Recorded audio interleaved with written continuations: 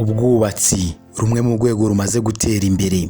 Abahanga mu bijyanye n'ubwubatsi uyu munsi bamaze kuvumbura ibintu byinshi bigiye bitandukanye.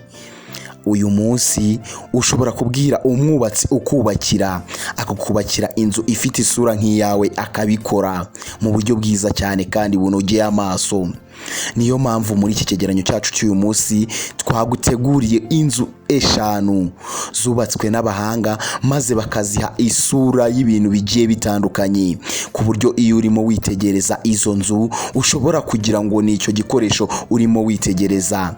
Ngirumwami Samuel nge niko nitwa. Niba umeze neza menya ko wageze ku Muhigo TV. Reka nkwibutse wowe utarakanda subscribe, igihe n'iki ngiki ngo wayikanda. Reka nze tuze duhere ku mwanya wa mbere.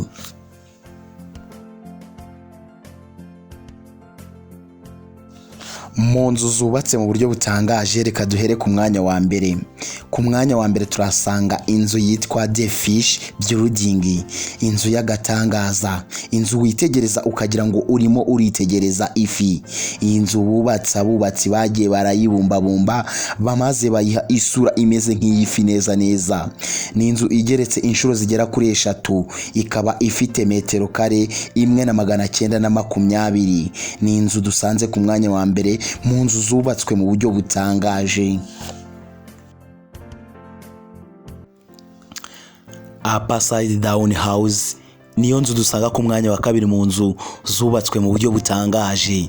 Iyi nzu ni inzu yubatswe mu buryo butangaje kubera ko iyi nzu yubatswe icuritse. Wabyumvise neza, iyi nzu bayubatse bayicuritse. Ni ukuvuga ko igisenge cyayo bagishize hasi maze fondasiyo bayishira hejuru.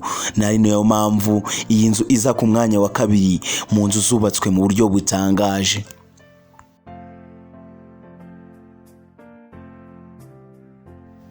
Ku mwanya wa gatatu mu nzu zubatswe mu buryo butangaje turahasanga inzu yitwa The Piano and Violin Building. Mu gihugu cy'Ubushinwa mu mujyi wa Wuhan niho iyi nzu iherereye. Ni inzu bubatse bifashishije ishusho ya gitari ndetse na violon, ibi bikoresho bimenyerewe gutanga umuziki. Ni inzu iyo yitegereje ugira ngo ni ibyo bikoresho neza ku buryo utamanje kwitegereza neza ushobora kugira ngo ni ibikoresho baje bashyira ahantu, kumbe ni inzu yubatswe mu mwaka wa 2007, yubakwa n'abanyeshuri bari bafite ubuhanga mu by'ubwubatsi muri kaminuza ya Wuhan mu Bushinwa.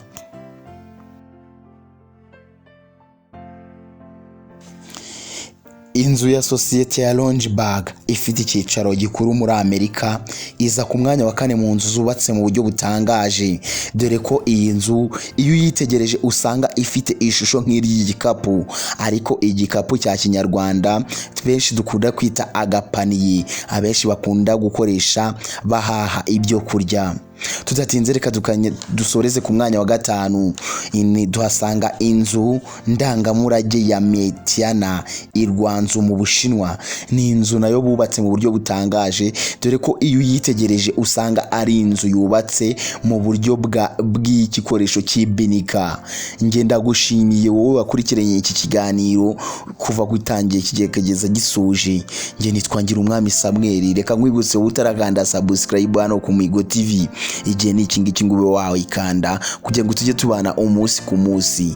Bye bye, ciao ciao, Imana ibarinde, ndabakunda.